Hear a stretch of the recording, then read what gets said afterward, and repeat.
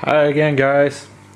Since I will not be attending the weekly tournament tomorrow, I thought that we could take a look at this deck that we have tried to play during this week, both live and but mostly on Magic Workstation. It's inspired by the convincing Mirage and Spreading Seas deck, Spread 'em. But we do it the fair way without using any cascade spells. So if we start looking at what creatures we are running in the deck, we run Lotus Cobra for great mana acceleration. Same thing with the Noble Hierarch, the Baneslayers, because they just win. We use, I think we start over here actually.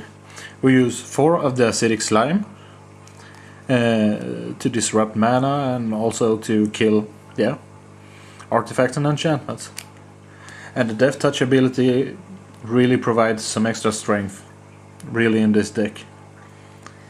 And we also got the Fungus Beast, Mold Shambler, who also disrupts their mana quite effectively.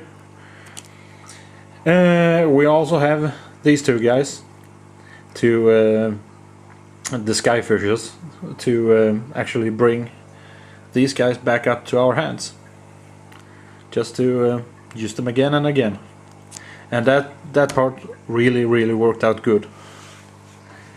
The spells we have Harrow, and we have the Spreading Seas. And this is actually proxy because I didn't own any convincing Mirage, but this is the 4 convincing Mirages that we played with. For a little bit of control and also a little bit of surprise, we have 2 Into the Royals, which also provided really great in, for example, bouncing the opponent's Baneslayer just before to get in the final kill, or simply get your Acidic Slime up to your hand and replay it. This deck basically gets up to quite a bunch of mana quite fast, and if the Lotus Cobras live, it's completely ridiculous. We also have a singleton, Scepter of Dominance.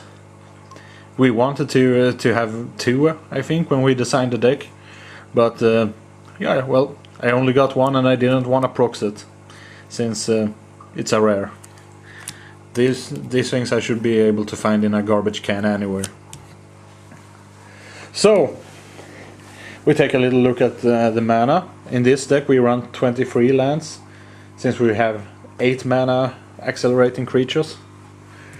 We run the fetch lands for the colors, 3 Seaside Citadels, 3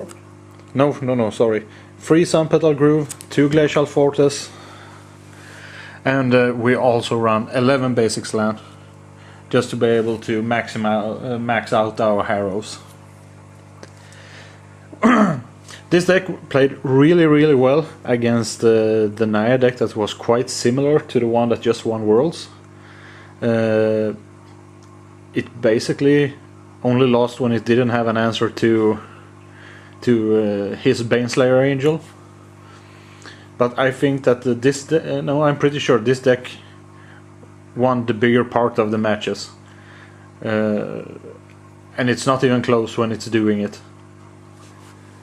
So I didn't believe in this deck, but there is something into it, and I think that we will continue to fine tune it. We actually considered to play River Boa in it now, just to have a blocker with regeneration that actually just island walks with Exalted.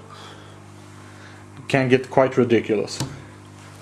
So the boarding for this deck kinda interesting, because if you meet a really fast and aggressive deck, you don't have that much of a chance to make them locked up by color screwing them or destroying their lands. So 4 Celestial Purges, 4 Paths to Exile, 4 of the pancake flipper life gaining dudes is always okay. And I'm really looking forward to using this guy for the first time.